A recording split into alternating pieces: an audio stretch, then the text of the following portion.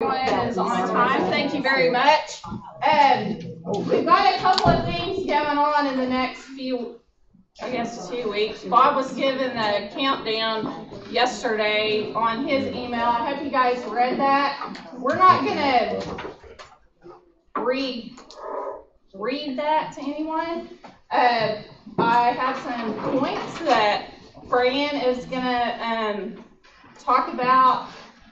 A visit that she was on, and then is Elliot in here? There he is right there. Elliot's gonna interject a thing or two. I think the main thing is just that everybody's prepared. We do a lot of really good things, and this is the moment that we get to show someone else. I guess 2 moments. Next week, and then the week after that. Bob gave a really good analogy, so everyone tell him I said something good about him. That to tell you guys that it's the same thing basically as our tours next week. Just don't have 5,000 kids on campus. So you're showing off your program if you're a instructor. If for all the support staff and everyone else, it's talking about showing off the things that you do here. So please stop and ask any questions that you want to ask as we go through these things. Is Seminole, do we have to check on that? They're good? Fran has actually been an examiner, been on some visits, and as I said in a meeting of probably last month, I'm going next week, and Elliot's going 2 weeks on a visit. So what we'll interject has to do with what we learned at our training, and then Fran's is actually from experience, and then Sarah spent a lot of time with Bob writing the document. Hopefully some of you have referenced that. If you look at the information that I send out every day, there's a couple of links on there. As we go through this, I'll reference a couple of those. If you can just read through that, that'd be really helpful. Can you change the slide? What to expect?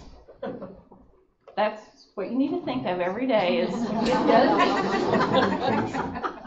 okay. Yes. Go ahead. So the examiners will be on our campus.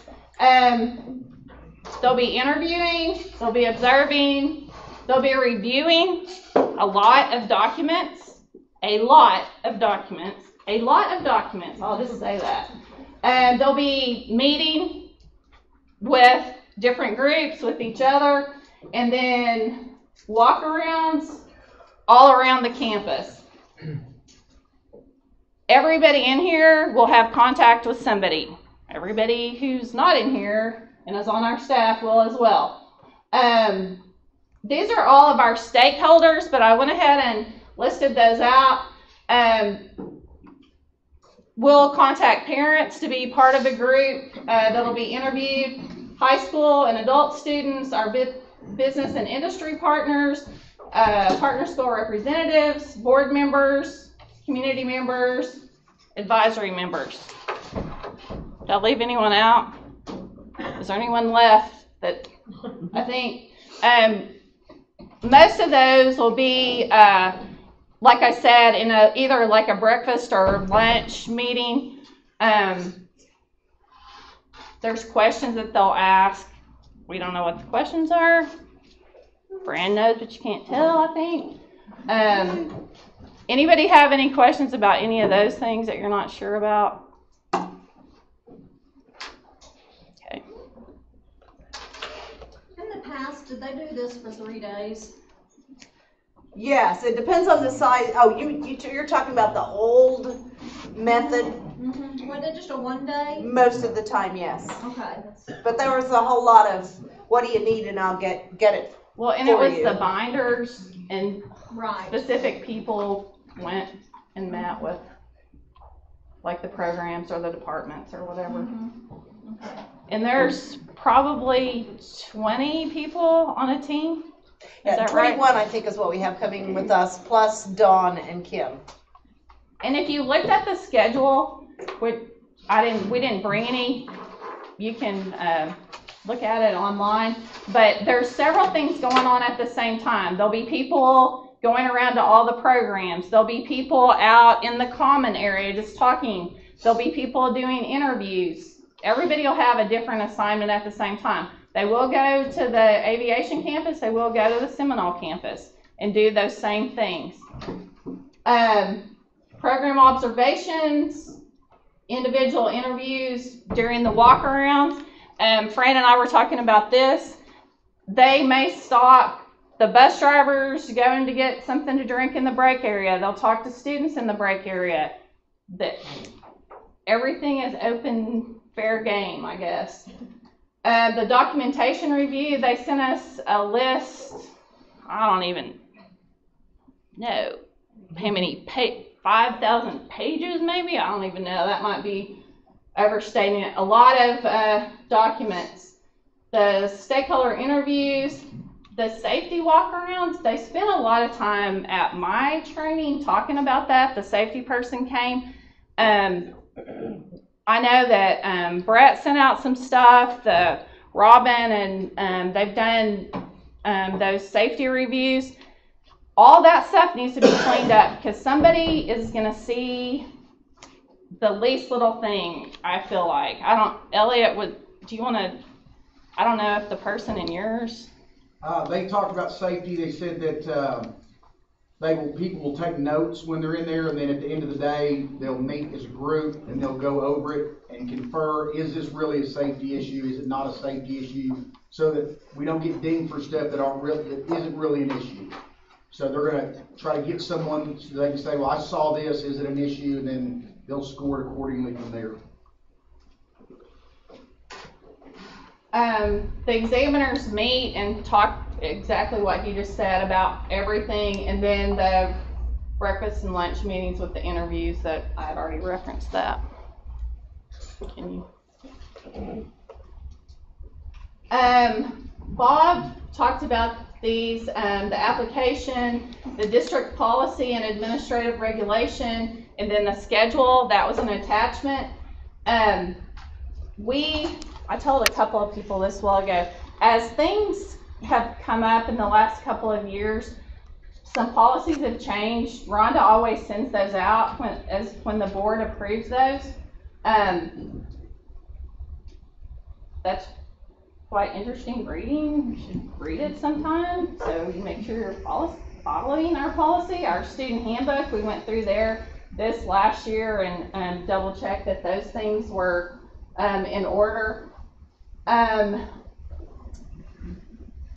The next column, the safety data sheets, the live work paperwork.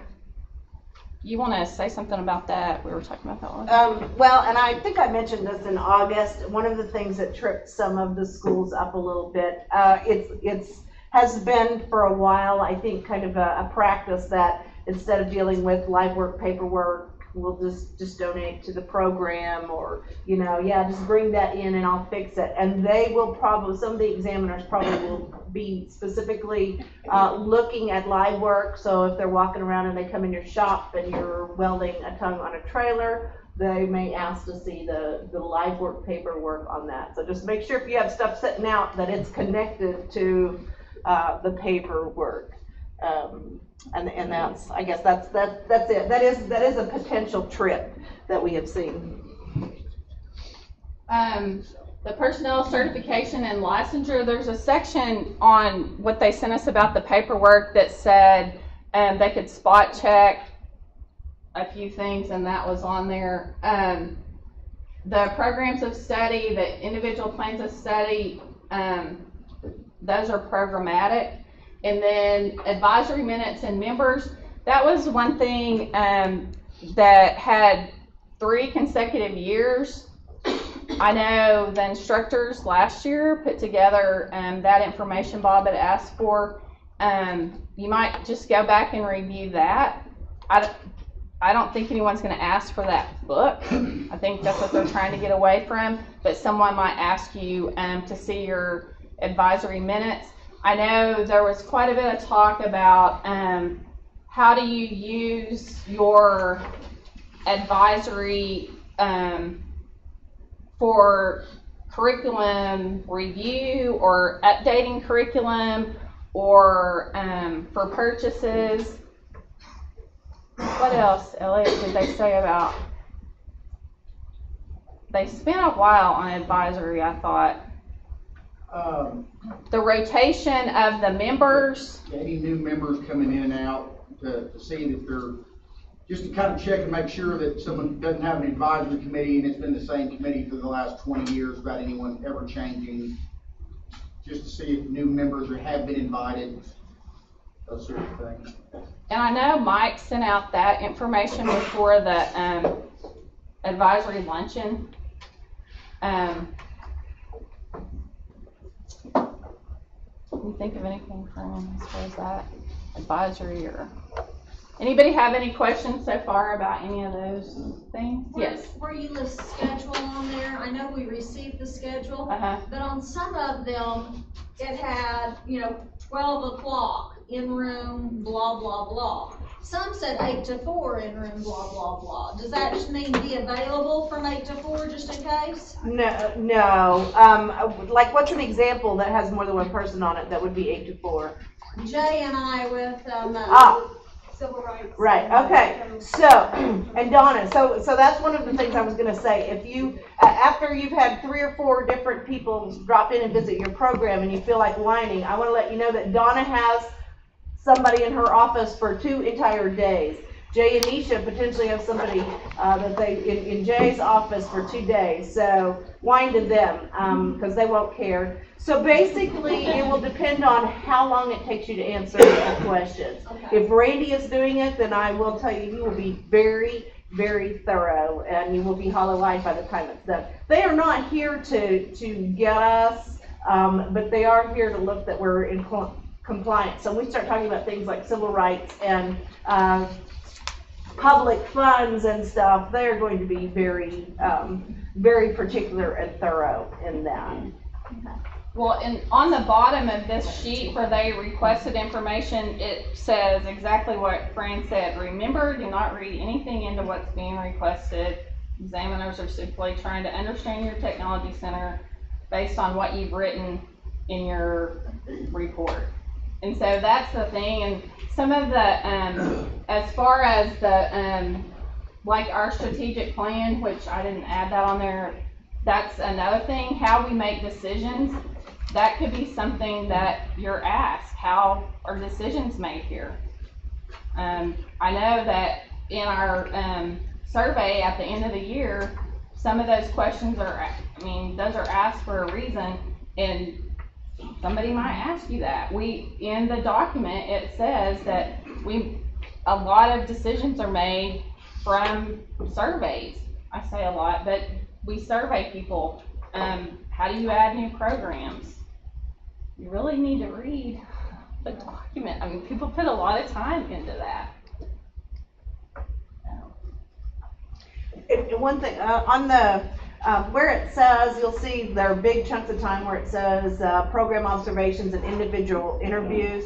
So you may have 3 or 4 different groups of people come through in your program. So after the first one comes through, don't break out the champagne, because what will happen is especially don't give it to the students if you break it out. But so there might be a couple of people who are doing interviews, and they go look for bus drivers, and they go visit with Fred's crew. And these 2 people might wander down D-Wing, and these 2 people might head over and talk to Joe in welding, and then a little later on, a different person or 2 might come and talk to Joe, and the next day some different people might come, and then we have the safety walk-arounds. So, but if somebody does come in your office, finish the thought that you're on, the sentence you're on, make sure your students are safe, and then go and and introduce yourself to the examiners, because it says observation, but they're not really going to come in and watch you. They want to visit with you and,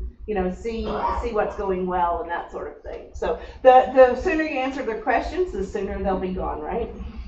Well, the other thing I was thinking about, because I walked through the break area yesterday, and you know, the reason that we distributed these ID badges had to do with safety and a recommendation from a person who came in and did safety. And our students and our staff need to be wearing, and that will be an obvious thing that they examiners see, because that's part of safety. It's, you know, why do some people have them and some don't? And I just thought about that yesterday. That's easily fixed. We're getting ready to have lots of people on campus next week. Perfect opportunity to fix that. So that's just a little something, not even a big thing.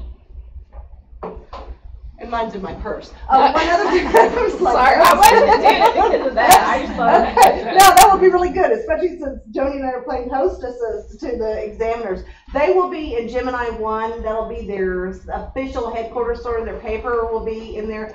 So we'll leave that room alone as much as possible. We do have Gemini 2 reserved. We'll do a lot of the things like the high school student interviews and stuff. Also on campus, potentially most of the week, will be Tim Berg.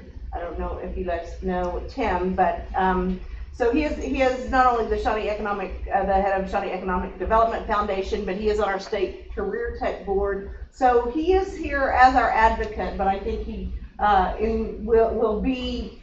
I'm looking at Marty as I'm trying to figure out. I think he will, you know, he likely will be kind of wandering around and getting his own sense of the place at least some part of that time while they're here too.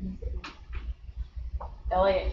What are they going to do about the doors being locked? I mean, is someone going to be going around with these groups, opening the door for them to let them in, or? Yes, if doors are locked, then that will be like the responsibility of those of us who are walking around, which is a good thing, Jody. We need to remember that we have keys for all of those doors if we take them out. So yeah, we want to use our regular security policy. So when we lock doors during the school time, that's how they will be done. Now, once they've seen that, sometimes it may be that we decide it's actually easier just to change how they access, or maybe we'll have an exception for this time. That'll be, I don't know, administration's call on how they handle that, because I've seen it handled both ways. Anybody else? Will we need to have a hard copy of that district policy available for them to look at? No. They all, these 12 pages of what they requested, they'll have in that, and most of it's electronic actually. April, and you're right. No paper people. We will need to be able to show them as instructors or as employees how we access it though. That we know how to get to it. Absolutely, that's the thing. Remember, just if they ask you something you don't know, say, let me look that up in the student handbook, or let me look that up in district policy. Most of the times they're going to say, that's okay, right? I don't know, but I can look that up for you in here, so. But we don't have to have it, and we just have to know where to go for the answers. And it's on our website. Yes. So on the schedule, it says instructor lunch from 11 to 12. So is that you're choosing instructors? Are we all expected to be there? What is that? All instructional staff. That is all instructional staff. Okay. Well, and we just talked about this a while ago. I'm guessing there may be some adjustments to the time since we don't get out till 11:15. Right, yeah. So prior to that, we'll make sure that's clear. I say we, I'm not. So on that day though, just for my own, do I need to bring a lunch? I mean, are we having lunch there with them? Because it's just 11 to 12? No, Gordon Cooper will provide lunch, and what will happen is they'll come and if you sit in little cliques and corners, an examiner will come and sit with you, and they'll just visit and chat, and so it's really the only opportunity that they have to get to visit in a little more depth with the instructional staff. So that's the purpose of that. So you don't have to miss class. Okay, all right, that's fine. I was just curious. But you will get fed. If you're supposed to be at a meal, you will get fed. So Vicky's people will be providing a lot of food in a lot of different places at the same time, so be kind to them. Mr. List, did you? Is there something about the safety data sheets that we needed to make sure that we cleaned up? I think we're working on that. MSDS sheets? I am in the process of making vinyl stickers to slap over your books where they say material safety data sheet, big yellow piece that says safety data sheet, and anybody that needs those, I tell you what, I'll have them probably by 2 o'clock, and would be a good place to put those in the copy center. And if you need one of those, that's great. They're like bumper stickers. You peel it off, you stick it on. Who would need those, Bob? Anybody who's got a book that says material safety data sheet. Anybody that has an MSDS book would need one of those? Yeah, and every material, all the material better not say MSDS in there as well. It's gotta say SDS. All right, so Most manufacturers haven't switched I over. was gonna say, some of them haven't switched. Just do what you can. Exactly. Is that what you were gonna ask there? yeah, I got some that are typed, but they haven't changed them, so. Okay, they haven't changed this. If you have all a we do. physical book, you need to have a list in the front of that book. Inventory roster. An inventory roster listing every chemical that you got in the book. And date that roster. That'd be helpful. And what? Put a date on it, like today. And if you got like magic markers or something like that, that's considered like a consumable item or white out if anybody still uses something like that. So we're talking about, well, we just looked up to see, cover your ears, April. If you still have a printer in your office and you've got a pretty good size cartridge that goes in there, you're probably gonna need a safety data sheet for that. Or if you've got a can of cleaner for your whiteboard, you'll wanna check that to see if there's an SDS sheet. And if you've got something that you're not sure if it should be on an SDS sheet, if you'll look it up, it'll say no safety data sheet required or something to that effect. So you'll know if it's not a hazardous chemical. And like was mentioned, you're supposed to, the manufacturers and distributors were supposed to have the safety data sheets printed, and we're all supposed to be compliant as of June of 2016, no more material safety data sheet, but there's a possibility that not everyone has done that. So if there is only MSDS sheet, that's all you can find, I would suggest just make a little note on the sheet itself that you want an SDS sheet. Just documentation for yourself. Make sure your students, if the examiners ask about a hazardous chemical, make sure your students know how to pull the safety data sheet, even if it's using their iPhone. You know, they can come up electronically.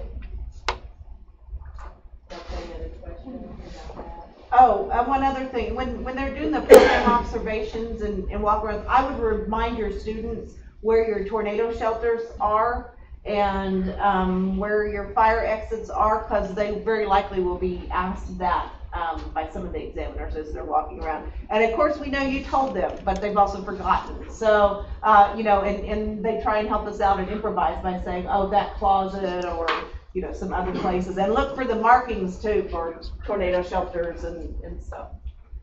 You've made reference, Fran, a couple of times to a document. Can we maybe show them that document? Because I think that's probably the one document that might really help a lot of people be as prepared as possible.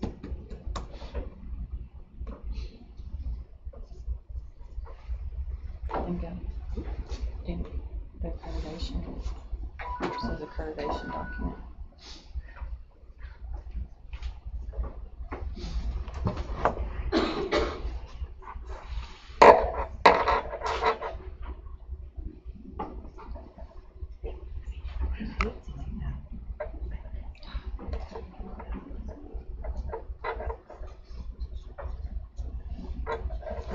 That's it. Sorry. Matt, this is not your sign. This one. Oh, if you go to my, oh my gosh.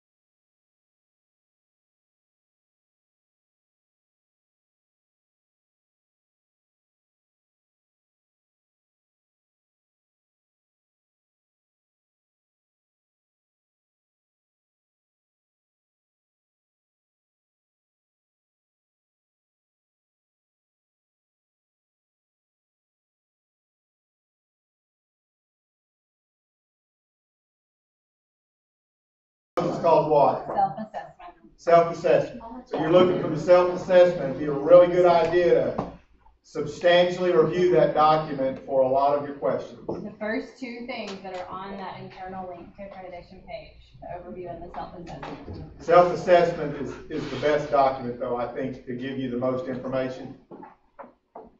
So how did you get there, Matt? All right, Back so us up. from Went to about. from gctech.edu, we're going to go to the About, the Accreditation Policy and Handbook, and then the very bottom is internal link to accreditation page, and then here is the self-assessment application.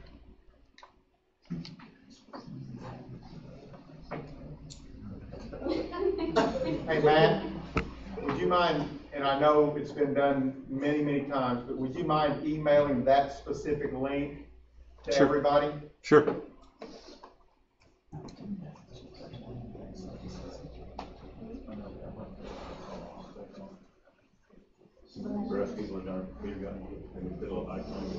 Can't we just print that out? Make sure you print your safety data sheet for that homework. Another safety dash sheet for the paper too. Speak slowly, Elliot. Or you have a daughter or son. Yeah, just grab that, grab it, drag it to the desktop. I'll come in. Thank you. Anything else? Anybody? Y'all have anything about Showcase Expo next week? Reminders for that? Little event? Happening. Reminders? Yeah. The tour guide training, if you didn't make it today, tomorrow's your last chance. 12 to 1 and try to be there, be square. Tour guide training. That's if you're nominated. If you got an email from me that says you're a tour guide and training notification, then you're one. If you didn't, then you're not. Okay.